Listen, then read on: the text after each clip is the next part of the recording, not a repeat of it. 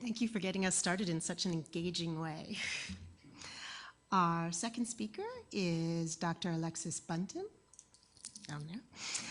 She's an assistant professor of anthropology at Humboldt State University. Not anymore. Oh, not anymore. Sorry. And are you still a postdoctoral fellow at Simon Fraser University? Yes. Yay! Influenced by her experience as a Native Alaskan scholar, Alexis works to put the world of academia at the service of local communities through open, engaged scholarship. She's going to be giving a paper entitled "The Limits of Cultural Commodification." Thank you, Jennifer. I actually committed academic blasphemy and quit my tenure-track job for a postdoc because the iPinch project is so amazing and fascinating and has so many wonderful aspects to it that I wanted to do that for a while. But I want to start out by echoing Sue and others by thanking the Musqueam people for allowing us all to be here, and to Selene for organizing this, George and all the iPinch people for creating this opportunity for us to get together and talk more about commodification in depth. This talk is just going to be a thought piece. It's going to be pretty informal. I'm talking about the limits of commodification. Note as you're watching this where the limits are for you. There are going to be some examples that might seem funny to you. There are some examples I'll show you that might make you feel uncomfortable. And ask yourself which ones make you feel comfortable and uncomfortable. Now, George had said he didn't want to define commodification, but I'm going to go ahead and let Karl Marx do it, because we do work within a Western tradition. That's where our legal systems have come out of, and that's basically where our marketplace comes out of. So Marx said, commodification is the process by which objects, events, and activities come to be evaluated primarily in terms of their exchange value in the context of trade, in addition to any use value that such commodities might have. So taking something and whatever intrinsic, intangible, other values it might have, turning it into something that can be exchanged somehow on the market. What can be commodified? Human services. Marx wrote about this quite a bit. He talked a lot about the alienation of the worker, when their labor becomes more than them. Just like the Pope said the other day about the factory that fell down. When work is not in the service of making our human lives better, but rather takes us away from our humanity, where our labor becomes more than us, where the exchange value of that, that's one limit of commodification. We can commoditize our very identities. A lot of my work has been about this. And we can also commoditize knowledge. iPinch works on a lot of issues around knowledge, whether it be knowledge about the past, what's called traditional knowledge or TK, knowledge, things that consultants do. They go into companies and they use their brain and they make a lot of money off their knowledge and their experience. So all kinds of intangible things and tangible things can be commoditized.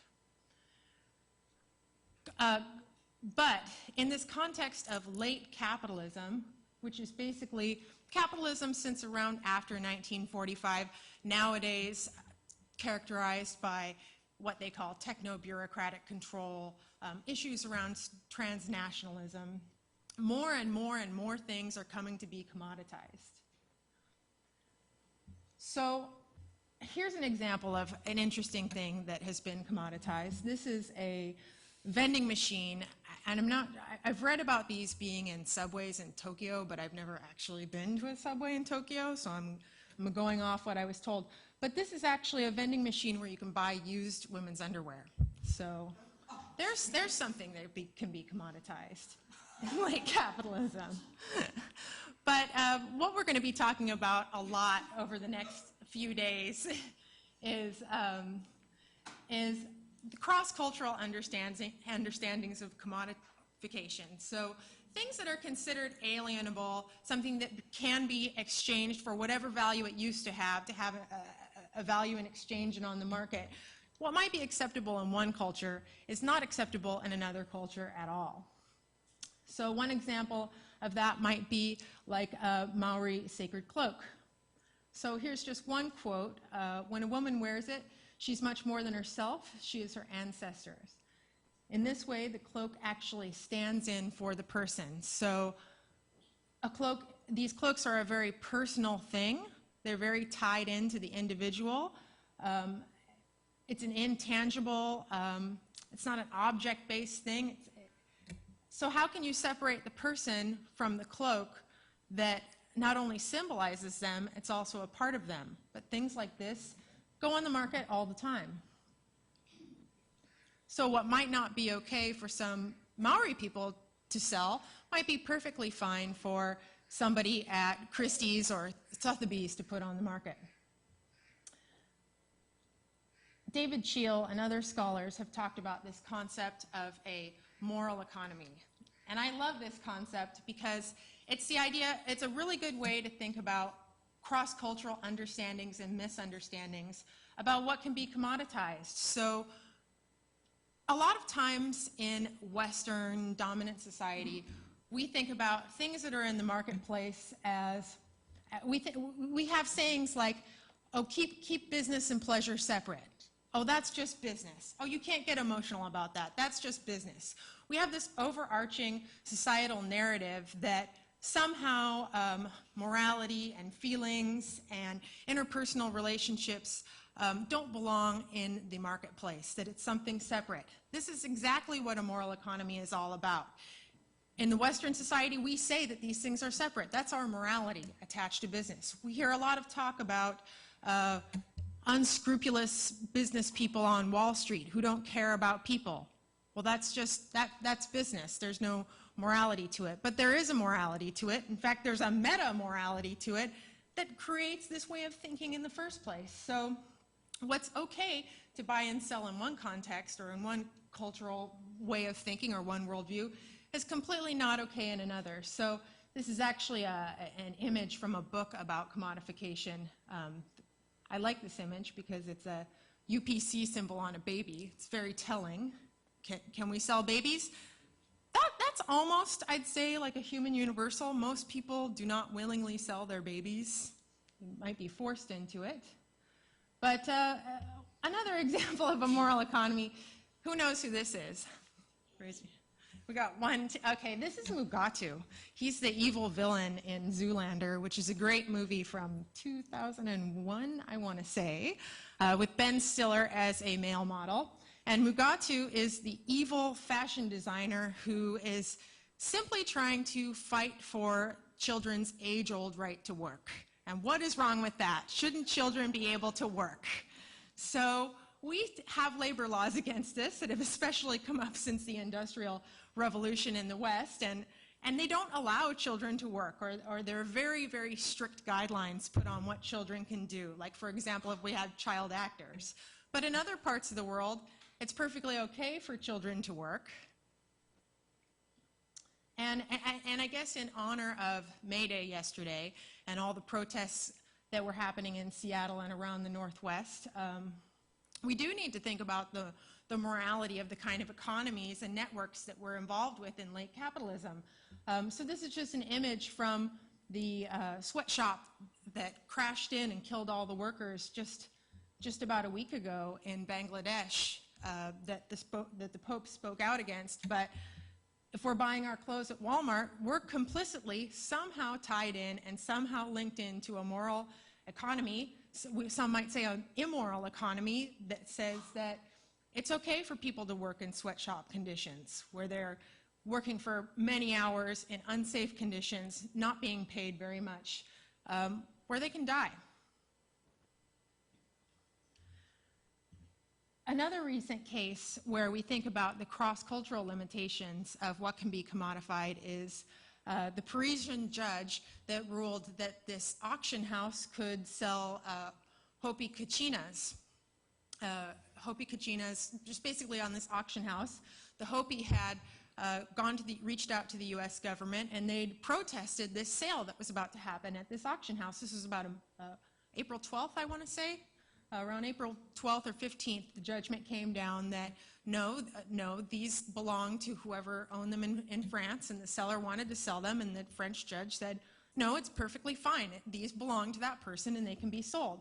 But the Hopi said that, A, the kachinas that were for sale were stolen, so they were never alienable. They never belonged to whoever stole them in the first place. And that they are much more than just objects that can be put aside and sold. They're imbued with much more meaning and symbolism, and they have what's tantamount to a life of their own. And in fact, I bet a lot of Hopis would say, don't even show an image of kachinas based on the life history and the meaning that these particular objects have. So in commodification talk, we talk about that in terms of whether things are alienable or not, whether you can take something and alienate it literally from what it is, who it's related to, the experiences that the object has had, all the symbolic meaning, all the intangible aspects that go along with the objects. Can those things be commodified? So what about when we're doing it to ourselves? That's kind of an art piece there. Here's just a couple quick examples of that. Is it okay to commoditize yourself? To what degree is there self-commodification? I love Mad Men. This was from maybe, I want to say last season, season 5, when, now why am I blanking on her name? Who's the lady who just left the office to work for the rival people across town? Peggy, thank you. Peggy Olson. Last season, Peggy Olson won a Clio for her work. That's a big advertising award. And she was back in the office with Don Draper. And she was kind of looking for some praise from her boss. She really wanted him to like her. She really wanted him to say, oh, come on, didn't I do a good job? Don't you like me? You know, she really looked up to him as part of their interpersonal relationship. And that's a still from that scene in the show. And he goes, no, Peggy, that's what the money's for. So why would you, I'm not here to be your buddy. That's what you get paid for. Money is here to replace all of those intangibles. Money replaces admiration for each other. It replaces a pat on the back. It replaces the 5 years of working together that we have. That's what the money's for. So think about that in terms of the limits of self-commodification. Self-branding. I tend to think of Oprah as the limit of self-commodification. She's turned herself into a complete brand. Everything about Oprah, as soon as she tags her name onto the book of the week, those authors are just thrilled because they know they're going to make millions and millions of dollars. She's commodification, the process of commodification par excellence. But is it morally okay to turn yourself into such a brand? Is her branded self a completely different person and individual than her private self? I don't know. Although I do know some people who have helped her out shopping in Santa Barbara, who says she looks very different than on TV. What about for a lot of indigenous communities in North America and elsewhere in the world? What about playing into new age expectations and demands? Intangibles, things like spiritual and religious beliefs, beliefs about the afterlife and the cosmos and just spirituality in general. It's not something you can really take on and off like a hat. You have to live it. You have to understand, some of the hard things that go along with that belief system, any belief system, as well as some of the beautiful things that help you to get through the hard things in life. But when you service those demands as a shallow, commodified pursuit, you're really compromising something, I'd say. I'd say that's a big limit of self-commodification. And what about being complicit with others' self-commodification? So this is an image from the Dreaming Theater at Jagupai Aboriginal Heritage Park, or Cultural Park outside of Cairns in Australia. And it is the oldest continually running cultural heritage park in Australia. They've done a great job, multimedia marketing campaign. It's an amazing place to go. But they have this Dreamtime Theater, and a couple of my friends who are Australian scholars were explaining to me that this concept, this Aboriginal concept of the Dreamtime, was something that was distilled by some anthropologists in the late 19th century to kind of explain their worldview and their spirituality. And then it kind of became a brand and a slogan. And then later, but earlier in the 20th century, the Australian government actually conscribed a bunch of anthropologists to write more about this concept of the dream time as kind of a marketing ploy to brand Australia as a place where there's Aboriginals who are exotic. And the way that they wrote about this dream time really played into notions of progress, notions that these are quote-unquote primitive people who have a quote-unquote primitive way of thinking that's very different. And it was used to basically to market Australia, to get people to visit Uluru and other places like that. So fast forward to 2011 when I was there. Now this has been retaken up by this Aboriginal Heritage Park, and they're kind of reifying this idea that was kind of made up by anthropologists as they translated the way that the people they talked to in many different Aboriginal groups about their spiritual beliefs. And it isn't the same, it isn't uniform across Australia. People have very, very diverse beliefs about their spirituality. So when they do this as part of their show in their cultural theater, is this okay? Is this not okay? Do they need to take a little bit harder of a look at themselves, or is it all right? I spoke with the general manager about this, and what he said is that this was okayed by the Elder Cultural Committee, and they've figured out a way to commoditize the dream time in a way that they're happy with. So it's just an open-ended question. We do have protections. I can only speak to US law, copyright and trademark. I know there's a lot of issues in BC as well as in Southeast Alaska around people appropriating crests and other designs that belong to clans. And in the States, I know that clans can't, a clan that owns the rights to a design can't go and sue somebody for that design. It's a group-owned thing. It's not considered something that's really pursuable. However, a recognized tribal entity can pursue some of these things, but they're not the clan. So there's a lot of loopholes in legal systems, which we'll learn lots about in the next couple of days, that speak to how protections like copyright and trademark don't quite work with indigenous law. However, I will say, I have like 3 minutes left, yes. I was at Sea-Alaska Heritage Institute, which is one of our partners, about a month ago, and they've been working with some non-native companies that have been doing t-shirt designs that are appropriations and sales of clan intellectual property.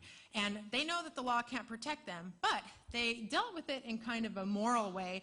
They've developed a really amazing template for a letter that they send to these people in these companies, and they explain what these crests mean. They explain the symbolism, they explain the ownership and the history and the deeper intangible meaning behind these things, and then they just kind of hope that the people who are making the t-shirts will understand that this is important, and they're kind of acting upon their sense of morality and justice. And I've heard that it's been working pretty well, that strategy, outside of the legal realm.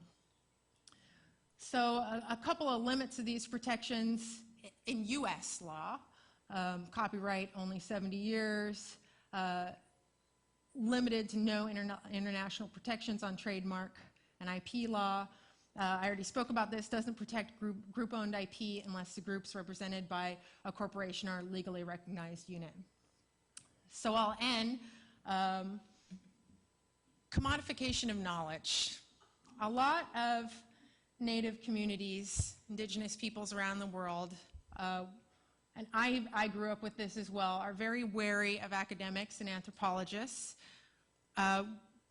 They feel that academics are going to come in, write something up, probably get it wrong, and then go sell it and make $1 million off their book or their documentary or whatever. Usually they don't, but you know, Margaret Mead did back when anthropology was popular.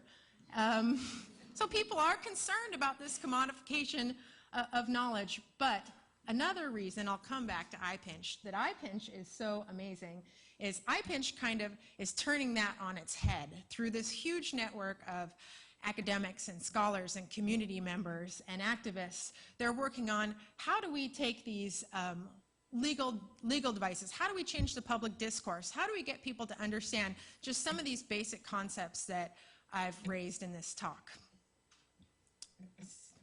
So, just a thought piece. So think about which of these things made you uncomfortable, which of them made you comfortable. That t-shirt design, maybe some people in the audience were really offended by that. Maybe some of you thought, oh, that's fine, I got a few in my closet, you know? So